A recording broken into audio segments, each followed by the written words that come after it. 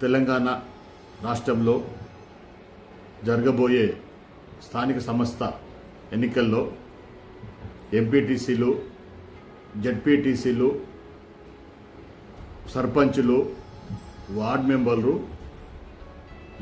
Election జరగబోతున్నది. అందులో అత్యంత వెనుకబడ్డ కులాల వాటా ఎంత అని అడుగుతున్నాను. ఈ రాష్ట్రంలో ఎంపీటీసీలు 5,749 ఎంపీటీసీలు ఉన్నవి. అందులో మాకు 15% ఎస్సీలకు వచ్చేటివి 862 ఎంపీటీ సీట్లు రావాలి మాకు. అందులో ఒకటో గ్రూప్లో ఉన్న వారికి 1% అనగా 57 ఎంపీటీ సీట్లు రావాలి వాళ్ళకు.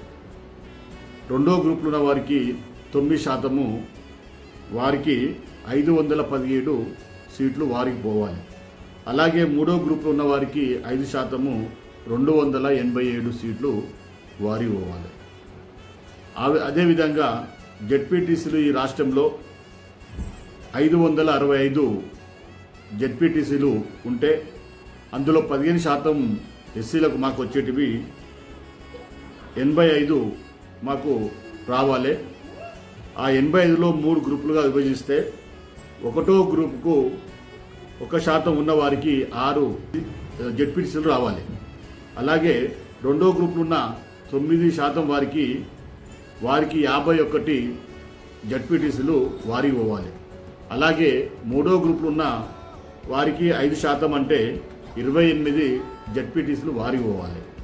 అదేవిధంగా సర్పంచ్లో ఈ రాష్ట్రంలో సర్పంచ్లు 12,738 ఉంటే మాకు ఎస్సీలకు వచ్చేది 15%, 1,910 సీట్లు. అందులో 3 గ్రూపులుగా విభజిస్తే ఒకటో గ్రూపుకు ఉన్నవారికి 1%, 127 సర్పంచ్ సీట్లు రావాలి. రెండో గ్రూపులు ఉన్న వారికి 9%, 1,146 సీట్లు వారి పోవాలి. అలాగే మూడో గ్రూప్ ఉన్న వారికి 637 సర్పంచ్ సీట్లు వారి పోవాలి. అలాగే వార్డ్ మెంబర్స్ ఈ రాష్ట్రంలో 1,12,288 వార్డు మెంబర్లు ఉన్నవి. అందులో ఎస్సీకి రావాల్సినవి 15% అయితే 16,843 సీట్లు మాకు రావాలి.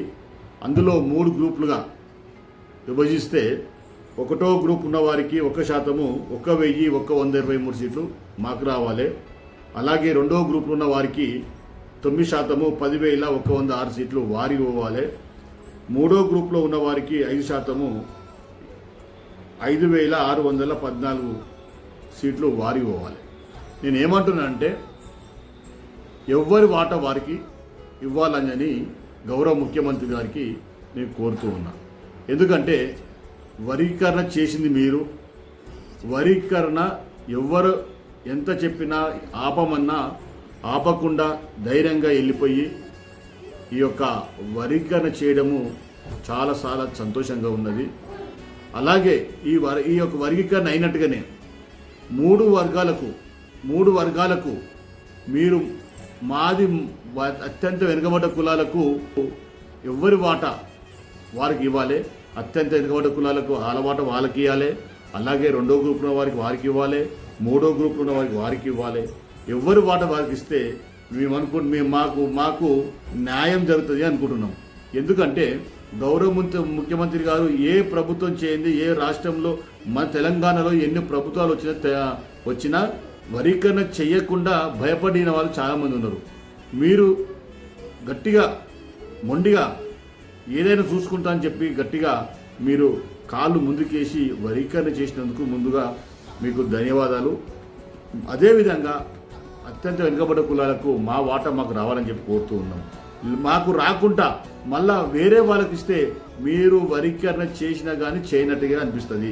కాబట్టి తప్పనిసరిగా గౌరవ ముఖ్యమంత్రి గారు మీరు తప్పనిసరిగా ఎవరు వాటా వారిస్తారుగా రాజకీయంగా కూడా మేము కూడా స్థానిక సంస్థ ఎన్నికల్లో మేము కూడా ఉండాలి. మా వాళ్ళు అత్యంత వెనుకబడ్డ కులాలు సర్పంచులు కావాలి, జడ్పీటీసీలు కావాలి, ఎంపీటీసీలు కావాలి, అలాగే వార్డు మెంబర్లు కూడా కావాలని చెప్పి నేను మిమ్మల్ని కోరుతూ ఉన్నాను. ఇంతవరకు మా వాళ్ళు అయిన దాఖలు లేవు. ఉన్న 1, 2 అయితే కావచ్చు, కానీ అది వేళ్ల మీద లెక్క పెట్టవచ్చు. కానీ ఇప్పుడు నిజంగా ఇవి 3 వర్గాలకు సమానం ఇస్తే మేము అనుకునేది వరీకరణ జరిగింది, న్యాయమైన కోరిక న్యాయంగా చేస్తున్నారు ముఖ్యమంత్రి గారు అని చెప్పి మేము నమ్ముతాము తప్పనిసరిగా. అలాగే కాన్స్టిట్యున్సీలో నియోజకవర్గాల్లో ఉన్న ఎమ్మెల్యేలు కావచ్చు, అక్కడ ఉన్న నాయకులు కావచ్చు, ఒక్కసారి ఆలోచన చేయండి మీరు. ఎందుకంటే 3 వర్గాలు ఎస్సీలో 3 వర్గాలు అయినవి. అత్యంత వెనుకబడ్డ కులాలు కొన్ని 1వ వర్గము, 2వ వర్గము, 3వ వర్గము ఇవి అయినాయి. కాబట్టి మీరు కూడా ఇదే విధంగా సర్పంచులు, జడ్పీటీసీలు, ఎంపీటీసీలు, వార్డు మెంబర్లు ఇవ్వాలని చెప్పి ప్రతి ఒక్కరి నాయకులు కోరుతూ ఉన్నాను. నమస్తే అందరికీ.